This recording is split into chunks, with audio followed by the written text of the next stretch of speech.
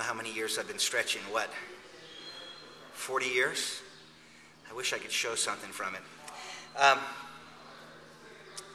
You know, if you're an accomplished martial artist, we have some black belts in jiu-jitsu on our team, and we have a lot of some 7th, 8th, and degree black belts. You know, being competent on the mat, and of course I'm not teaching you, I'm reminding myself, but being competent on the mat is a very small and finite piece of the world, yeah? And it's quite the accomplishment to become a master on the mat. I mean, it shouldn't be discounted, but at the same time, in the big picture, in the context of life and the world, it's a small thing. The best thing, it's a classroom, and the best thing to do is to learn something in the classroom and even maybe to perfect it, and then recognize that life is not a classroom, that there's all of these other areas to apply it in. And so my business practice for martial artists, you know, to improve the quality of your business, is to have a very, very fine product and to be an example of that product as best you can, and then to take your martial arts out of the dojo and put it to work in the world. And one of the things that happen is we become very centered on what it is, you know, that promotes your business. You got to do advertising, you got to do Facebook and Twitter and all that stuff in today's world. You have to produce videos. But you don't just produce videos to advertise. You don't just go on Facebook to gather students. I'd rather sell through inspiration.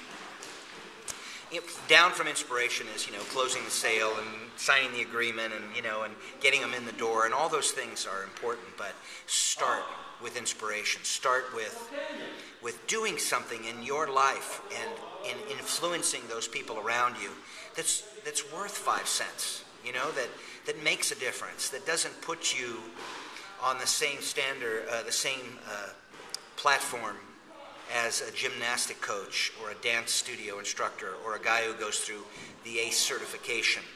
Become a martial arts master where you exercise wisdom in practice. And Thich Nhat Hanh calls it engaged Buddhism, his practice of Buddhism. And Gaku Homa calls it engaged Buddhism, you know. And that's what we want to do. We want to engage and put our skills to work. So there are many, many ways to do that, and I can't tell you how you should do it. It's like Julia Butterfly Hill's, you know, what's your tree? For those of you who haven't heard the story, Julia is a famous environmental activist. She's a tree hugger, right? She stood up in a tree for like 2 years, not coming down, to protest the cutting down of old-growth redwood, and she didn't want this tree to get cut, so she climbed up in there and stayed in there. And now she is an internationally known speaker, and she speaks on what's your tree. She says, you know, my thing was the tree. You know, I stood up there. I put myself on the line for that, but I don't expect you to go stand up in a tree. But what's your tree? What do you care enough about to put yourself on the line and to stand up for something that's right?